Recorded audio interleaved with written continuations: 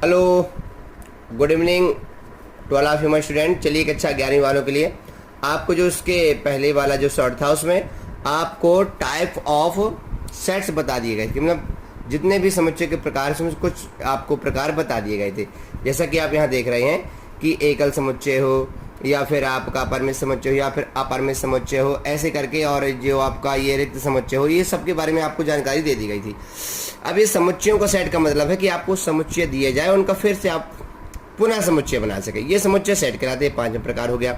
समान समुच्चय का मतलब ऐसा होता है कि दो सेट आपके हों, दो समुच्चय हों, जैसे ए बी, मान लो दो सेट हैं, दो समुच्चय हैं, इनमें यदि एक दूसरे के अवयव बिल्कुल एक दूसरे में उपस्थित हों तो समान समुच्चय कहला जाएंगे।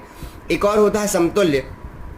समतुल्य और समान में इतना अंतर है कि समतुल्य में जैसे ए में 4 अवयव हैं, समझिएगा, बी में भी 4 अवयव हैं, तो जब अवयवों की संख्या बराबर हो तो समतुल्य कहलाते हैं। और समान क्या है? यदि अब समुच्चय ए में 1 2 3 4 है तो समुच्चय बी में भी यदि 1 2 3 4 हो तो दोनों समान कहलाएंगे। मतलब यदि एक जैसे अवयव हो तो समान समुच्चय हैं, यदि समुच्चयों के अवयवों की संख्या बराबर हो तो वो कहलाते हैं क्या?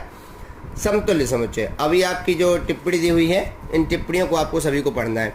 इसके बाद आपके बारे में ये जो जितने भी समुच्चय है, आपको ये प्रकार है, उन सब के बारे में आपको ये छोटे छोटे से प्रश्न दिए गए हैं, तो आप सबको पढ़ लीजिएगा। बहुत ही आसान चैप्टर है ये। अब देखिए चलते हैं सबसेट। उप समुच्चय क्या है?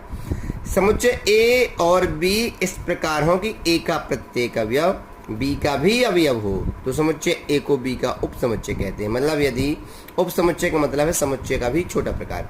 जैसे ए, ये जो चिन्ह बना है ए सबसेट बी, ये कहलाता है ए बी का उप समुच्चय है। इसका मतलब ये है कि बी में ए के सभी अवयव हैं। यदि इसको बी उप समुच्चय ए लिखते हैं तो बी का प्रत्येक अवयव ए में उपस्थित होगा। जैसे दूसरे शब्दों में यदि ए उप समुच्चय बी है तो ए का जो अवयव है A belongs to A, small A belongs to capital A, तो ए बिलोंग्स टू बी भी होगा, है ना। ये इसका प्रतीक चिन्ह होता है आपका उप समुच्चय का, ये दर्शाता है ए उप समुच्चय बी, है ना।